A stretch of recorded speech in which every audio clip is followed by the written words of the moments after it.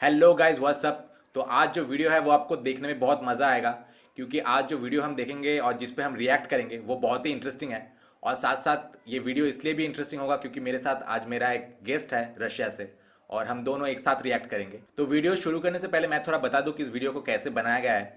तो ये मेन जो वीडियो था जिस पे हम रिएक्ट करेंगे वो रशियन में था, और हमने रशियन में ही वीडियो देखा और एक दूसरे से हमने रशियन में ही बातें की और रशियन में ही रिएक्ट किया। और फिर मेन वीडियो और रिएक्शन वीडियो दोनों को ही हमने हिंदी में डब किया।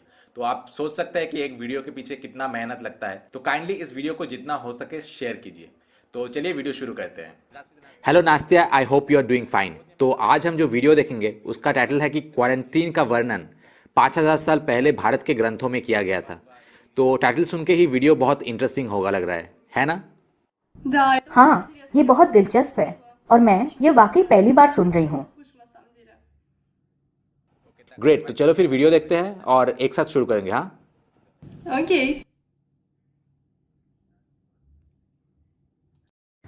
मेरे प्रिय रशियन दोस्तों, क्या आप ये सोच सकते हैं विषाणु और जीवाणु से बचने के लिए संगरोध और एकांत के बारे में भारत में 5000 साल पहले ही लिखा जा चुका है। भारतीय ग्रंथों में भिन्न प्रकार के विषाणु और जीवाणु के बारे में लिखा गया है जो हमें बीमार कर सकते हैं और हमारी जान ले सकते हैं। दिलचस्प बात यह है कि इन ग्रंथों में कोरोना विषाणु जैसे ही एक विषाणु का वर्णन किया गया है। Ничего. यह विषाणु हमारी श्वसन तंत्र पर हमला करता है, जिसके बाद हमें खांसने में और सांस लेने में परेशानी होती है। इस विषाणु से बचने के लिए 3 प्रकार का वर्णन किया गया है। पहला तरीका है एकांत। हाँ, आपने बिल्कुल सही सुना। आज से हजारों साल पहले लिखे गए इन भारतीय ग्रंथों में भी Я एकांत в के बारे में шоке. लिखा गया Я है। просто в шоке. दूसरा तरीका ये है कि हमें हर एक प्रकार के वसायुक्त उत्पाद और मांस के सेवन करने से मना किया गया है। तीसरा तरीका ये है कि हमें हर वो चीजें खानी चाहिए जिससे हमारी रोग प्रतिरोधक क्षमता और हमारी श्वसन तंत्र शक्तिशाली हो, जिसके लिए हर्बल चाय पीने के लिए कहा गया है, और उसके साथ अदरक, धनिया, अर्जुन छाल और तंग पुष्पी जैसी आयुर्वेदिक वस्तुओं का सेवन करने को कहा गया है। जिन परेशानियों का सामना हम आज कर रहे हैं उसके बारे में और उससे लड़ने के बारे में हजारों साल पहले ही भारतीय ग्रंथों में लिखा जा चुका है। Да, это बिल्कुल सही। जानवरों के मांस से ही ये विषाणु फैला गया। ये चौंका देने वाले फैक्ट्स हैं। 5000 साल पहले भी वायरस और बैक्टीरिया के एग्जिस्टेंस के बारे में कहा गया है। лет назад предсказали существование бактерий. И छोटे जीवाणु जिनको हम आंखों से नहीं देख सकते हैं, ऐसे जीवाणु की वर्णन हमने कई सारे पुराने स्क्रिप्चर्स में देखे हैं। इनफैक्ट भारत और हमारे कई सारे पुराणों में माइक्रोबियल वर्ल्ड को लेके एक अलग से अध्याय लिखा गया है जिनमें कई सारे जीवाणु के वर्णन हैं। не говори, ये मत कहो कि जो आज है वो हजारों सालों पहले नहीं था। оно всегда было и века до нас. ये सारी चीजें हमेशा ही आप मौजूद लोगों के थी। पूर्वजों को संगरोध और एकांत की संकल्पना के बारे में पता था। अगर हम इन स्क्रिप्चर्स में देखें तो वहाँ पे ऐसे बैक्टीरियल और वायरस इन्फेक्शंस के बारे में भी कहा गया है, लेकिन फर्क यह है कि तब की जो ट्रीटमेंट प्रोसीजर थी वो प्रकृति से बनाया गया था। Конечно, были натуропатические подходы, применение экстрактов और हम देख रहे हैं कि हम धीरे धीरे उसी प्राकृतिक ट्रीटमेंट्स को फिर से अपना रहे हैं। соответственно, природное, да, लечение. Даже иногда так- रशिया में कहावत है कि हम मॉडर्न थे लेकिन बीच में हम थोड़ा पिछड़ गए थे और हम दोबारा से मॉडर्न बन रहे हैं। इसमें कहीं ना कहीं सच भी है।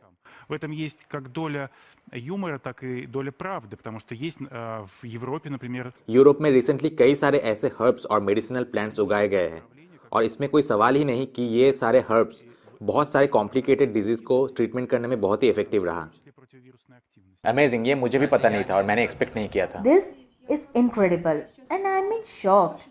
आज मैंने कुछ ऐसा जाना जिसके बारे में मैं सोच भी नहीं सकती थी। बहुत सारे लोग including some pseudo liberals in India, उन्हें पता ही नहीं या फिर वो नहीं मानते हैं कि प्राचीन भारत में ऐसे कई सारे आविष्कार और ज्ञान भारत में मौजूद थे, और इसीलिए आयुर्वेद जैसा नेचुरल ट्रीटमेंट सिस्टम आज पूरे दुनिया में पॉपुलर होता जा रहा है। और होंगे भी क्यों नहीं। लोगों को अब ये समझ में आ गया है कि प्रकृति से बने ये मेडिसिन उन केमिकल पिल्स से कई गुना ज़्यादा अच्छा है, जिनका एक इफेक्ट होता है तो 10 साइड इफेक्ट्स होते हैं। मेडिकल ट्रीटमेंट के साथ साथ बहुत सारे ऐसे दूसरे फील्ड भी है जहाँ पे हम भारत की अत्याधुनिक ज्ञान और आविष्कार को देख सकते हैं। क्या तुम्हें पता है कि एरोप्लेन का कॉन्सेप्ट बहुत पहले ही भारतीय ग्रंथों में पाया गया है? जब इस दुनिया में एरोप्लेन शब्द भी नहीं आया था, हजारों सालों पहले लिखे गए इन ग्रंथों में उड़ने वाले यान की वर्णना की गई है। तब उसे विमान कहा जाता था। उसकी डिजाइन, उड़ने का तरीका और उसके कई सारे पिक्चर्स इन ग्रंथों में पाए गए हैं। Ничего себе. हमारी सभ्यता बहुत पुरानी है। न जाने कितने हजारों सालों से ये इस धरती पे मौजूद है और इन हजारों सालों में न जाने कितने चीजों का आविष्कार हुआ है। मुझे लगता है हमारे पूर्वज जिन्होंने इस सभ्यता की शुरुआत की है वो बहुत ज्ञानी थे, और किसे पता, ये भी हो सकता है कि उनके ज्ञान, आविष्कार और सोच हमसे भी ज्यादा आधुनिक थे। पर ये बात तो बिल्कुल सच है कि ऐसी बहुत सारी चीजें हैं जिसका आज हम उपयोग करते हैं, लेकिन उनका वर्णन कई हजारों साल पहले किया जा चुका है। जैसे कि तुमने कहा, आज जिस विमान में बैठ के हम दुनिया की सैर करते हैं, आपके पूर्वज उसका वर्णन बहुत साल पहले ही कर चुके हैं। यहाँ तक कि उसकी छवि और उड़ने के तरीकों के बारे में बहुत पहले ही अपने किताबों में लिख के गए थे।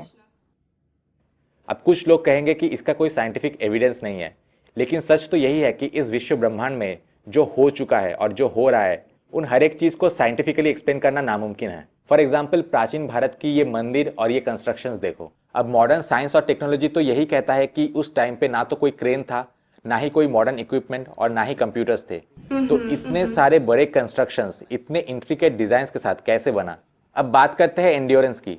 तो मॉडर्न साइंस और टेक्नोलॉजी यही कहते हैं कि अगर हम आज के बेस्ट टेक्नोलॉजीज का भी इस्तेमाल करें, तब भी एक simple construction without any reinforcement ज़्यादा से ज़्यादा 200 साल तक टिक सकता है। लेकिन ये सारे प्राचीन मंदिर हज़ारों सालों से ऐसे ही इंटैक्ट खड़े हैं। मतलब उस टाइम पे ऐसा कोई तो टेक्नोलॉजी था जिसके बारे में हम आज तक नहीं जान पाए और हमारा साइंस आज तक उसे एक्सप्लेन नहीं कर पाया है। और इस वीडियो से मुझे और एक प्राचीन भारतीय सभ्यता के बारे में याद आया। उसका नाम था हड़प्पा एंड मोहनजोदड़ो सिविलाइजेशन। इस सभ्यता की शुरुआत आज से करीब 8000 साल पहले हुई थी, और इतने हज़ारों सालों पहले भी उन्होंने क्या क्या नहीं किया।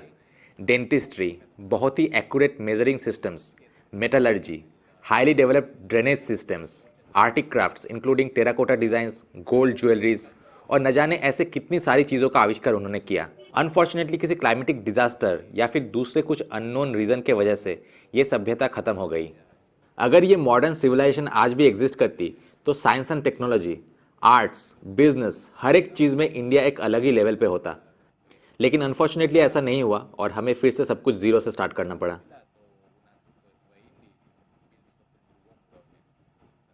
Ничего себе, я никогда об этом даже не слышала. Обалдеть. पर यह देख के बहुत अच्छा लगा कि रशियन एक्सपर्ट पैनल ने इसको सपोर्ट किया। अगर यही चीज़ बीबीसी या फिर CNN जैसे यूके और यूएसए मीडिया दिखाते तो इसके बारे में कुछ ना कुछ खराब बोलते या फिर इसका मजाक उड़ाते, क्योंकि ये जानने और समझने के लिए सही ज्ञान का होना बहुत ज़रूरी है, जो उनके पास नहीं है। लेकिन क्योंकि रशियन सिविलाइजेशन भी बहुत पुरानी है और रशियंस की रूट वैदिक एज और वैदिक सिविलाइजेशन से जुड़ी हुई है, तो उन्हें ये बात समझ में आई और उन्होंने पॉजिटिवली अपना फीडबैक दिया। Конечно. У нас очень बिल्कुल, различная страна. हमारा देश बहुत ही पॉजिटिव है। हमारे बीच कोई ना कोई कल्चर एक्सचेंज होता रहता है। Между Россией मेरी यहाँ बहुत सारे इंडियन स्टूडेंट्स से मुलाकात हुई है। उनसे मेरे बहुत अच्छे संबंध भी हैं। мы с ними очень хорошо. उन्हें रशिया बहुत पसंद है और हमें इंडिया बहुत पसंद है। We are like best friends वो तो है एंड वी बिल्कुल। Love you and your culture. Вашу культуру. ये तुमने बहुत अच्छी बात कही और इससे मुझे याद आया कि नेक्स्ट वीडियो जो हम देखेंगे और जिस पे रिएक्ट करेंगे वो भी इंडिया और रशिया के बीच ऐसा ही एक कल्चरल एक्सचेंज है। इंडिया और रशिया ने बस 2 महीने पहले ही अपना फ्रेंडशिप जुबली मनाया। पता नहीं कितने साल का हुआ, वो वीडियो देखने से पता चलेगा, लेकिन सेलिब्रेशन इंडिया में हुई थी और नेक्स्ट वीडियो जो हम देखेंगे वो उसी के बारे में है। ओके नास्ते, तो वीडियो को हम यहीं पे ख़त्म करेंगे। Thanks for being a guest in my channel and giving your insights on this crucial topic and video. तो मिलते हैं नेक्स्ट वीडियो में। Bye bye. Конечно, я тоже вас очень люблю. Пока. I love you guys. मुझे बहुत अच्छा लगा सम्राट तुमसे बात करके और तुम्हारे सब्सक्राइबर्स के साथ इंटरेक्ट करके। Bye bye. До следующего До видео. следующего видео.